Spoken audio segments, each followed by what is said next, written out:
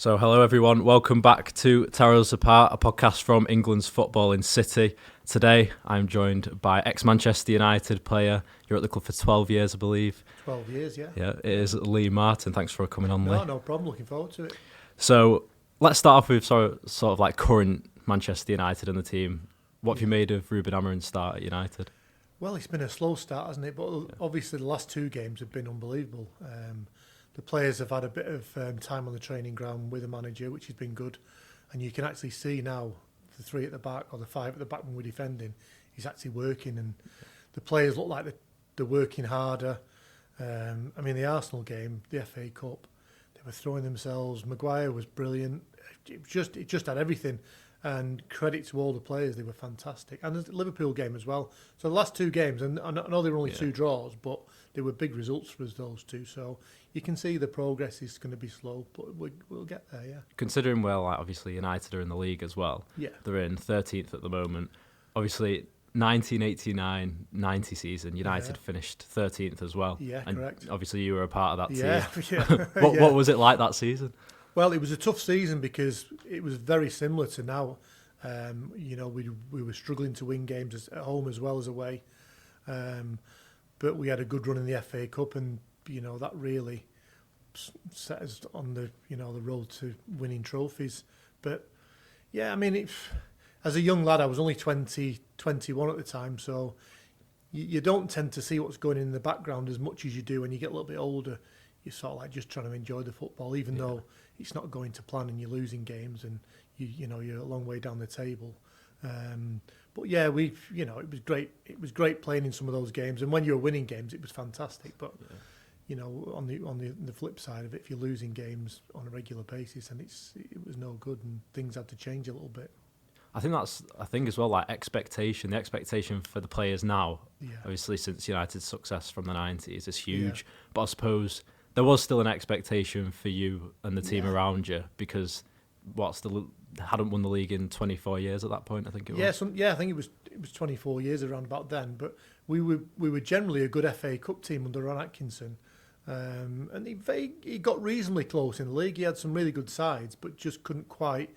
Liverpool were fantastic through the 80s and won the league in 90 for the last time in a long time. So, they were a really good side and they were quite dominant. So it was difficult for anybody to try and, overturn that. But Ron Atkinson had a really good go. And then the season he got sacked in 86 when Sir Alex came, he was very unlucky because I think he won his first 10 games and then had a really bad run and got sacked in November. And then Sir Alex came from Aberdeen. A lot of us didn't really know much about him because, like I said, as a young lad, you didn't tend to look at Scottish football or different leagues. But that was a really big change for everybody because under Ron, it was quite relaxed.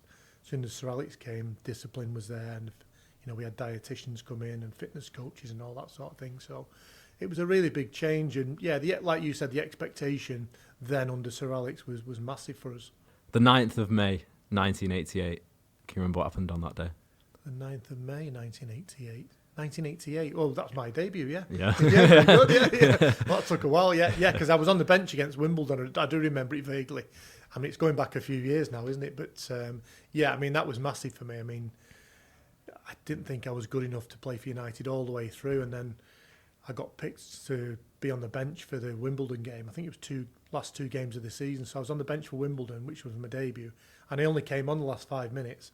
And I can still remember to this day, I came on the pitch and I had no idea what I was doing. It was just bizarre because I was running around in sort of like a daze.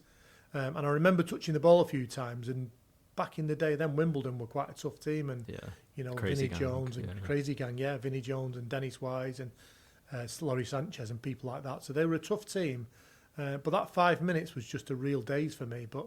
And then the week after, I think we were at home again. And I was on the bench again came on for the last 5 minutes. So I had a little bit of a taste of it for the last two games of the season. Pre-season, I remember going into pre-season and in the summer thinking, right, I've actually got a really good chance here. If I work hard in the summer and get myself really fit and have a good start to the pre-season, and I've got a chance of maybe starting the first game. So because did you start in United's academy when you were 13? Was it? I was 12. Yeah, I was 12 when I came to the club as a schoolboy. Yeah. So I used to come 3 nights a week from school. And then at the age of 16, I was offered it was a YTS scheme then. Oh, right. Like a 1 year YTS scheme that I signed up for, which was £15 a week, believe it or not. So yeah, the money wasn't there then. So, and it's obviously changed a little bit now. But it was great to be asked to go and be a full-time professional at Manchester United, because I'd supported United as a kid. Yeah. Since I was 6, and it was just a dream come true, really. And you don't know where you're going to go from there. That's the thing. No. You don't know what's going to happen. You're just going along with it because you're a young lad. You go along with things, and things happen, and people get kept on, and other some of your friends who you've been with for years, they get released, and it's difficult as well. I suppose it came like normal to you at one point, did it? Or yeah, there was because some. You joined so young. Yeah, there was some normality back because I've been there so long, and I didn't really know any different because coming straight out of school into that environment, I was full time then, and it was as normal as it can be. Being a professional footballer. I mean, it was really enjoyable. I enjoyed training every day. We obviously had to do jobs and clean boots and boot rooms and wash kit and all that as young lads, but that was good for character building for all of us, I think, back in the day. Were you assigned a player each? Did you? I was signed. Yeah, we're all signed a professional first team player. My first team player was Frank Stapleton. Oh, right. So I did Frank's boots for 2 years, and they were spotless every week. 3 or 4 pairs of boots for training. Yeah. All these boots on match days. Kit was always there, and it was it was good. Yeah, that was a big responsibility because he was one of the top first team players at the time, and to have the responsibility to do his boots and make sure they were there every day for him was quite a big responsibility. Do you feel like that's something that the current sort of academy players should still have at United? Yeah, absolutely. Yeah, I mean, they obviously don't do it now for health and safety reasons, but there's obviously reasons behind it. I mean, I remember coming out of the boot room once or twice, and I'd been sweeping it out, and the dust was all in the air. And I can remember coming out there coughing, and I can understand the reasoning for why they don't do stuff like that. But they should have to do some sort of jobs. Yeah, it's the discipline behind it, isn't it? That's it. It's the principle of the discipline that they should have. Whether they do any jobs, I don't know, because I'm not at Carrington like regularly these days. But I would hope they'll do some sort of work around the training ground. So you spoke about sort of 1988, 89 season where you played 2 games towards the end. Arthur Albiston left for West Brom at the end of that season. Yeah. So did Fergie say to you about possibly coming into the team the next season? Because you played 32 games that season. No, there was nothing said. I knew Arthur was leaving, so I had no idea I was going to be playing, because I was right-footed as well, so I'd played right back and left back. But I think we went on pre-season to Norway, and a few of the lads got injured in pre-season, and I ended up playing a few games at centre half, and I thought I did okay. But then when I got back, I thought, no, I'm not nowhere near yet. I'm a million miles away from first team. And then I got picked to play, I think it was QPR at home was my first full start as my debut. And I was just gobsmacked. I couldn't believe I was actually being picked. But I did. I played. I think we drew 1-1. And I played all right. I didn't do anything special. I just sort of like tried to hide out the way of everything because you're a bit overawed by what's going on. Yeah. I think it's 43,000 at Old Trafford. But yeah, I just tried to enjoy it. I mean, I was so nervous because the expectation of the manager and your family and the crowd, and you think people are watching you around the world in the game. Yeah. And it's the first one, so you don't want to make any mistakes. You don't want to embarrass yourself. So I got through it and did okay, and then I got selected again, and you just sort of like, I was on a run then, so it all worked out okay for me that season. So I believe you were one of the left backs, then another left back in the team at the time was Clayton Blackmore, was it? Yeah, Clayton came in, I think, 1991 season. I'd had an injury, so Clayton came in at left back. So we sort of like, we were both in and out a little bit until Dennis Irwin came, and then when Dennis came, that was probably the end for both of us. But Dennis was unbelievable at the club for 12 years, and probably one of the most consistent players we've ever had, and scored goals and never had a bad game. So it was difficult for any of us to get in at full back then. So, but I had a good few years. I had 2, 3, 4 good seasons where I really enjoyed playing and being part of the first team, and we were winning things as well. So that made a difference. We'll come on to that now, actually. Yeah. So, you know what question I'm going to ask here. I've got an idea. Yeah. So, the 1990 FA Cup final, Yeah. you obviously scored the winning goal against Crystal Palace. What was the team's feeling going into that replay? Well, I think we knew we'd had a good run. We'd been drawn away from home every round, so that was quite unique as well. And then we went into the final against Crystal Palace, and we were favourites because we were probably the better side. Probably on paper, we were the better side. Palace had beaten Liverpool brilliantly 4-3 in the semis to get there. But it's one of those things. It's a cup final. You're playing against a good side, and you just don't know what's going to happen. I mean, I was absolutely terrified. I think I'd played about 75 games, but the FA Cup final for me was the big dream. You know, that was the pinnacle. That's all I wanted to do, playing an FA Cup final, and to realise like a couple of weeks before that you're going to be playing in one. And I had a good idea I'd be playing. He hadn't selected the team up till a couple of days before, but because I'd played most games that season, I knew I was going to be playing. So I was just terrified, and the actual build-up, I still remember the build-up being so nervous and trying to take my mind off things right up to the Saturday. But I remember Mark Hughes said to me on the Saturday morning at breakfast, he said, make sure you enjoy today because you don't know if you ever be able to come back and play in a final. And he was exactly right with that, and I still remember him saying that. We went out with the Saturday game was 3-3, was probably one of the best cup finals still in memory, and probably one of the best games I think I played in. And I played all right. I wouldn't say I was the best player on the pitch, but it was probably the most enjoyable game that I played in because it was at Wembley and it was a final and you know everything that goes with it. But then went to the replay on the Thursday night. And I suppose I think I'd scored one goal against West Ham prior to that, which was a deflection off my knee. So I didn't actually score. I hadn't actually scored a goal. They gave me that. Was one. that 3-1? 3-1, yeah. So I think I got the last goal, or they gave me the last goal. But I didn't actually score it. So going into the game, I think I was 60-1 to score.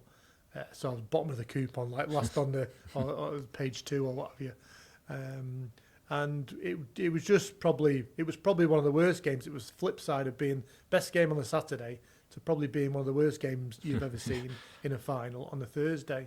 And they were trying to kick us off the park, and I remember the manager saying at half time, just keep plugging away, you'll get a chance at some point. And we did, 60 minutes into the game, Neil Webb played a great ball into my chested it down and just hit it half volley into the top corner, and you think, wow, how's that? I've scored in the cup final. I actually thought when I chested it down, I thought I'd handballed it, and I thought the referee was going to blow his whistle at any stage. Anyway, I didn't hear the whistle, so I thought, just hit it. And I remember it flying in the top corner, and as I struck it, I got cramp in my calf. After 60 minutes, I thought, oh. Jesus. So as the ball went in the net, I just collapsed on the floor with cramp. Oh, was it cramp? Yeah. And all the lads were jumping on top of me, and I said, lads, you're going to have to get off me. I've got cramp here. And I was really struggling. I was in agony. I don't think you've had cramp before, but it's just the worst thing. It's terrible. So I thought, well, I've got half an hour to play with cramp, which is always going to be a struggle. Anyway, Brian Robson, England captain, picked me up and he said, just have a little rest. And he came and played left back next to me, just to make sure that I was all right for the next 5 minutes. And I got away with it. I mean, I was thinking to myself, if I scored the winner in the cup final, there's no way I'm going off. And I could see people warming up down the touchline. I thought, just keep me on, don't bring me off. Yeah. Even though I was struggling. Anyway, the final whistle went. We won the final, won the FA Cup. Biggest thing in my life by a mile in my football life. Sir Alex had won his first trophy, which was a big thing as well. He was under a bit of pressure. So everything just worked out perfectly, and that was the start of everything to come in the next, 3 or 4 years. Is it different playing at Old Trafford to Wembley? Is like any differences? Or Yeah. I mean, Wembley, the grass was a little bit longer. The pitch was slightly bigger as well, I think. But it was just that build-up to knowing you're going to be playing at... Because Wembley was the home of football, and everybody, as a professional footballer, everybody who's ever played football or supported football wants to play at Wembley. And I just think it's that build-up to actually being able to go and play there. Old Trafford, we got used to it because you're playing there every week. But Wembley was always going to be a one-off. Some people played there a few times, but for me, it was a one-off, and it was just the pinnacle, and I just absolutely loved it. So what was the media attention? How did you cope with it after the final? Because I'm sure you got quite a lot. There was quite a lot of media attention. I hadn't had anything up till that really, because I'd just gone along with, playing the game and being part of the team. But I did an interview in the tunnel straight after the final downstairs, just before we went to get the trophy. And I've watched it back on TV since, and it's embarrassing because I was just giving one-word answers because we didn't have any training then with media. No. I think nowadays the young lads, they go and do media training once or twice a week because it's obviously a bigger thing nowadays. But I'd had no training. I had no idea what to say as answers, and I remember my answers were just one-word answers. What did you think of the game? Yeah, it was great. I'd asked me another question. Yeah, that was good. Yeah, and then I went to get the trophy and that was it. But and then I got back to my house the day after, and there was about 20, 30 photographers and press stood outside my garden wanting to do an interview. So I did as many as I could, and then I said to my missus, I said, look, we'll just go and have a couple of days break somewhere, because it was obviously summer holidays then. So I said, we'll go and... So we went up to the Lake District for 2 or 3 days just to get away from everything. And it was just mad, yeah. But that's what the FA Cup meant to everybody. And, I appreciated that as well. And I tried to do as much as I could and, speak to as many people. But, so that's all part of it as well, I suppose. And that same season, you won the Jimmy Murphy Award. I did, inaugural, wasn't it? Yeah, I was the first one to win that, because that was 89-90 Jimmy Murphy Memorial Player of the Year. Young Player of the Year it was. So that was really nice. And I've met quite a lot of Jimmy's family since. And they're all really proud of the award and everything. And I was really proud of that at the time. So I knew I'd had a decent season. But, when you're rewarded with something like that, it means something really special. And I've looked at the list of players that have won it since, and people like Ryan Giggs and Paul Scholes, and there's a big long list of there's some of the world's greatest players on there. So for me to be the first one was pretty special, I suppose. Yeah, you started it off. I started it. Oh yeah, I suppose, yeah. So in the next 2 seasons, you didn't feature as much because I believe you had a back injury. Yeah. We went on pre-season tour to Ireland, and I twisted my back. We were playing Waterford straight after the final. It was the pre-season after the final, and I twisted my back, and I was out for about 3 months. And then obviously Clayton came in and played a few games and did quite well. So I was sort of like in and out of the team after that. But I remember the manager said he was going to go and sign somebody as cover for me, and he signed Dennis. So, like I said before, Dennis was unbelievable. I had no problems with that whatsoever, because he was top player for us. But that was probably the start of the end for me, as well as I thought I'd done. I knew Dennis was a really good player, and I was going to struggle to get back in. I'd played right back a few times, and the rule at the time was there was 4 for the European games. It was 4 foreigners. So as an English player, I was going to be playing in the European games, which I did. Yeah. So that was quite good as well. But eventually, 93-94 season, I got a call from Celtic. My contract was up, and I got a call from Celtic, and Lou Macari was manager. Yeah. And Lou said, we'd like to sign you. So that's what I did. I went up to Celtic on a Monday morning, and I'd signed within a couple of hours, and I played on Tuesday. So it all happened really quick. But I'm glad it did, because if I'd have had a bit of time to think about it, I'd have probably maybe gone the other way. But Brian Robson had said to me, because he was going to manage Middlesbrough in the summer, he said, if you hang on to the summer, I'll take you to Middlesbrough. Yeah. So I was sort of like in a bit of a dilemma. But Celtic was a good move for me. A big club playing European football. I knew Lou from United. Lou was a first team player when I was as an apprentice, so I knew Lou. And that was a really good move for me at the time. Yeah, we'll come on to Celtic just in a bit as well, but you didn't feature probably as much as you liked to would have done.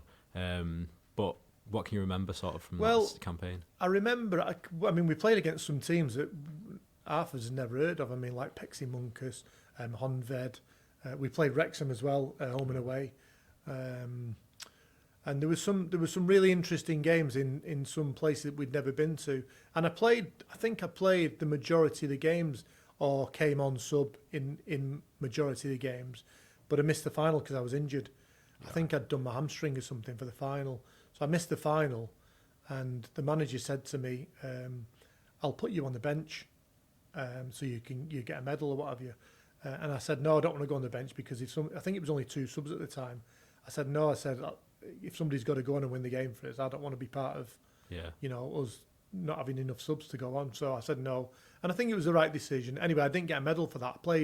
I think I was involved in 7 out of the 8 games and didn't get a medal. So I think nowadays I would have got one, which was probably a bit harsh in terms of, handing medals out to somebody who's been involved in a lot of it. So I was a bit disappointed with that, but it was a rule at the time. You did get a medal the same season though in the Super Cup as well. I did, yes. Yeah. So we played at home in the Super Cup.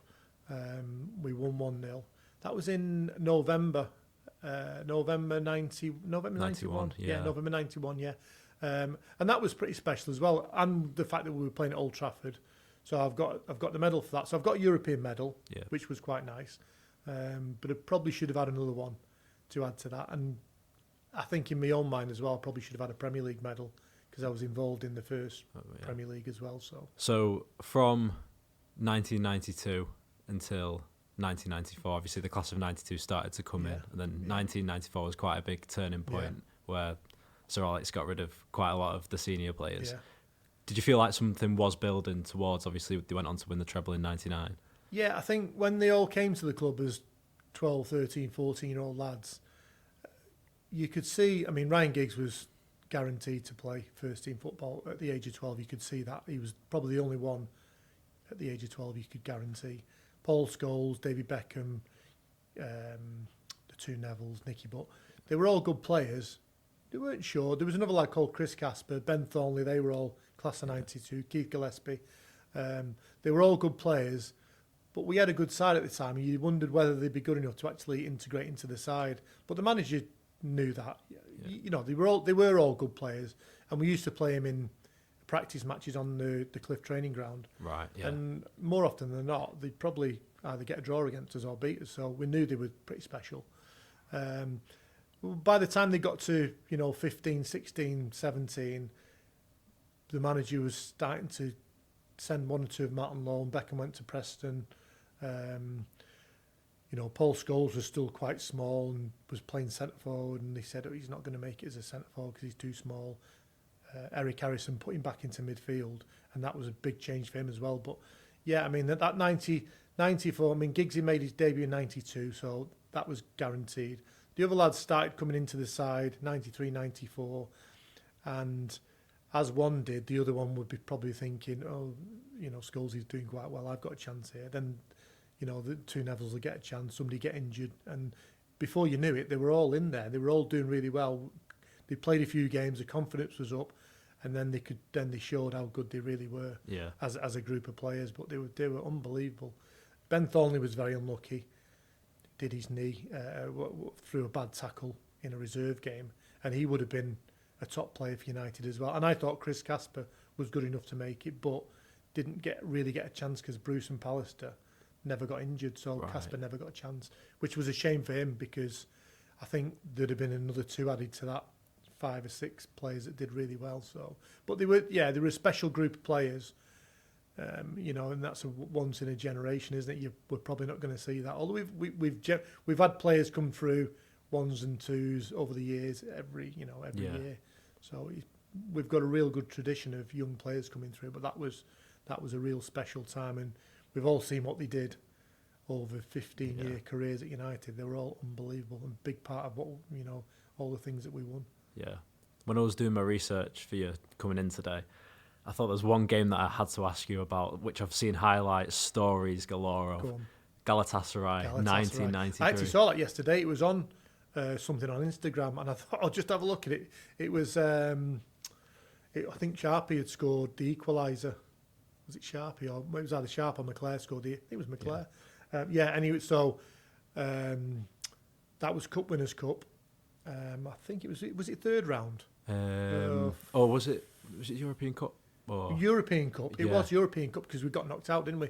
At Old Trafford, yeah. So I was back in the team for, like you said, the European games, and I remember the ball got crossed over, and I was just trying to put it out for a corner to come across my body and put it out for a corner on the other side, and it actually bobbled up onto my ankle, and it just flew straight in the goal past Les Seeley. Yeah. And I thought, oh my God, 43,000 at Old Trafford. And it was just silent. So I just scored for them, for Galatasaray. And then I think it was either Sharpie or I think it was McClare. I think McClare equalised to make it 1-1. And then we went over there. I think we beat them over there in the second leg. I think we beat them 3-1 or 2-1 or something in the second leg. So yeah, but it was a funny one because I was expecting to go in at half time and get a rollicking off the gaffer. Yeah. And I sat down thinking, right, here we go. He's coming in a minute. Anyway, he didn't say anything to me. He didn't say a thing. He must have known how bad I was feeling, and because you feel guilty because you've scored an own goal. And didn't say a word to me. And it was just really weird. I thought I'm going to get the biggest rollicking ever, and that was his sort of like psychology. He already knew that he already knew I was down, and so probably a way of picking me up from that was just not saying anything. Yeah. From what I was expecting, but I went out second half and did okay. But I feel really bad now. I didn't mean to ask you about the home. It wasn't the home game that I was meant to ask you about. It was the away game. Right? Okay. Yeah. sorry about that. No, but that's all part of it as well. It can't always go well for you. You've got to have some down parts of your careers, and that was quite a down moment for me. But it's one of those things. It just happened, and it happens to everybody, and nothing you do about it. You get on with it, and I think that's part of the character of being a Manchester United footballer. You can't dwell on things like that, because if you do, it just destroys you. So you've got to pick yourself up straight away and think, right, well, I'm going to play well in the next game, and that's how it works. Yeah. Otherwise, like you say, it'll just keep eating at you. Yeah, exactly. You just can't. You've got to have some mechanism to sort of like snap yourself out of that. And I suppose at the time you have ways of dealing with things, you just get on with it. Because the away game, you started that as well, but it had all the welcome to hell signs and everything like that. It did, yeah. I bet that was quite intimidating. It was really intimidating, because we'd never really experienced that sort of atmosphere, or going into that environment in an away game. Even at the airport, there was thousands at the airport with signs up and welcome to hell and throwing things at the coach, and it was really intimidating. And when we were in the hotel, we had a couple of security guards who were SAS lads who were on the corridor. I think we were 3 or 4 floors up. We weren't allowed off the corridor for the duration unless we were eating. And then the security guards would come and take us to the dining room, what have you. Then you were back in your room. So we weren't allowed to leave there, which was because normally if you went away to a European city, you'd go and have a walk round. Me and my mate Russell Beardsmore, we'd go and have a walk round and have a coffee and see what the city was like. But we couldn't there. And then the atmosphere at the game was just incredible. I mean, they were in there 3 hours before kickoff, and it was just electric. I have to say, it was probably one of the best atmospheres I ever played in or was part of. It was incredible. And I'd obviously played at Wembley and played in Old Firm, derby at Celtic. Yeah. But that was probably the best atmosphere I'd ever seen. And the flares were out, and it was brilliant. It was really brilliant. Can you remember anything about the post-match scenes with Eric? Yeah, because I was right behind Eric walking off the pitch, and you had to walk down a tunnel off the pitch. You went down some steps and then under a tunnel. And I remember as Eric was going down the steps, there was riot police all the way down lining the steps either side. And I remember one of them hitting Eric with his shield on the side of his head. And Schmeichel was behind him as well. And it very nearly erupted into a mass brawl with the players and the riot police, which was bizarre because they were supposed to be the ones that were looking after us and keeping people away from us. Absolutely bizarre. And Brian Robson got Eric down the tunnel, calmed him down a little bit, but he was absolutely fuming, Eric, that day. And he'd just been sent off after the full-time whistle. Yeah. So he wasn't in the best mood anyway. And we'd lost the game, but it was a bit bizarre, that one. I can imagine. So 1994, you end up obviously going to Celtic, like you said. When you rang up Sir Alex, I can imagine he wasn't very pleased by the fact that it was Celtic. Or was he all right with it? No, I rang because it was a Sunday night. Lou Macari rang me on a Sunday night from Glasgow to say, we want you to come for an interview the next day or negotiate a contract. So I had to ring the manager Sunday night. And I rang him and I thought, he'd be fine about it because I wasn't really irregular at that stage. He'll be fine. Anyway, he gave me the biggest roasting down the phone. And he said, you've got a reserve game tomorrow. He said, make sure you're there at 5 o'clock. So that was it then. I couldn't really go to Celtic because the manager had said I was playing in the reserves, and that was it. You never went against the manager. Yeah. So I thought, oh, that's it. What am I going to do now? That's a dilemma. Anyway, about half an hour later, he rang me back and he said, oh, really sorry about that. He said, you know, the heat of the moment thing, I got a bit worked up. I don't want you to go, but if you want to go to Celtic, you know, I'm quite happy for you to go and talk to them tomorrow. If you want me to come up and speak to them with you, I will do. And it ended up Bobby Charlton got somebody, one of his people as an agent, to come up and negotiate my contract for me on the Monday.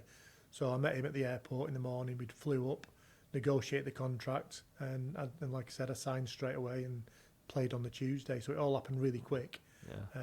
And I'm glad it did, really, because if I'd have had time to think about it, then I'd have probably, I don't know whether I would or not, but I just made the decision and signed there and then. And it was probably the right decision at the time because I just wanted to play.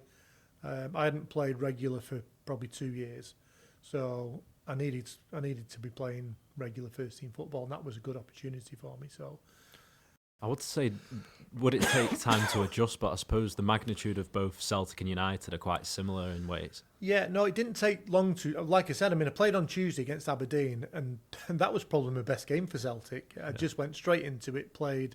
I was reasonably fit then. I wasn't match fit, but I was reasonably fit, and I got through the game. But yeah, I mean, the standard of football wasn't as good as it was at United week in, week out. But there were some big games. Obviously, Rangers, Aberdeen were doing well at the time. Hibs and Hearts and Motherwell. They were decent games, and like I said, it was a really good move for me, and I really enjoyed my first probably 6 months there under Lou. And then Lou got sacked, and Tommy Burns came in, who I thought was brilliant as well.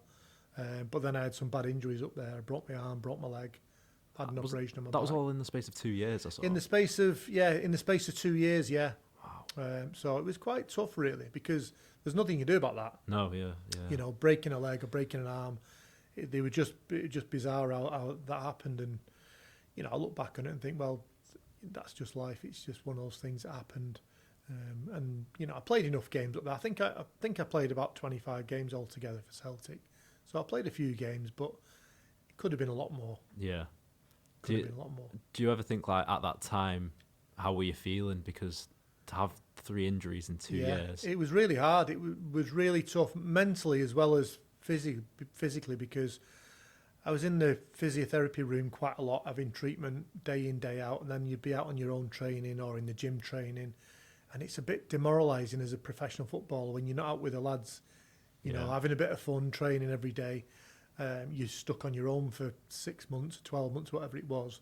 And then I remember getting myself fit from breaking my leg. And then within the space of another 6 months, I broke my arm. So I knew what was coming, and I knew I'd be in the gym on my own. And I knew I'd be in the physio room, and just mentally just, you know, wore me down a little bit. But you know, you just, like I said, you just have to deal with it and whatever comes at you. And then eventually, I ended up having the operation on my back whilst I was at Celtic, up in Glasgow, and got myself fit again. But my contract was coming to an end. I think I had the operation in April. My contract was finishing in July, so I had about 3 or 4 months to get myself fit and try and get myself back in the Celtic team, but they didn't renew my contract, so that was it. That was the end of it, really. Yeah. Just real stop to it. And then I ended up going down to Bristol Rovers for 2.5 years, nearly 3 years down there. But I was struggling with my back injury. My operation didn't work, and I went back to the surgeon the year after while I was at Bristol. Went back to Glasgow, and the surgeon said, "Well, I've scanned your back and it needs doing again." And I was 30 then. I thought, for the sake of another 2 or 3 years playing at the top, and he suggested, if I was you, I'd just call it a day. And that was probably the right decision as well, because you know you're a long time retired. It's, you know, you've got your life after football, so I had to think about that as well. I didn't want to retire, but I think that was the right decision at the time. Yeah. That must have been hard. It was hard news, yeah, isn't it? Yeah. Because I didn't know what I was going to do. You know, you're only 30 years old. You've got the rest of your life to live, and you know, do something work-wise. I mean, luckily, I'm working at United now, and I've been doing since I retired, and you know, doing in TV or match day hospitality. So I've been very lucky in that sense that I sort of like, you know, I fell into that a little bit. Yeah, I was actually going to ask you what you did in retirement, Yeah. but Yeah. So I'm doing a lot. But of that stuff, you're enjoying it at the moment. Yeah, I love working. You know, I love United, and they look after all the ex-players. Yeah, as you know, as you've seen us on match days. But I mean, I'm 20 years now doing the match day hospitality. MUTV, I'm doing a bit of commentary with them as well.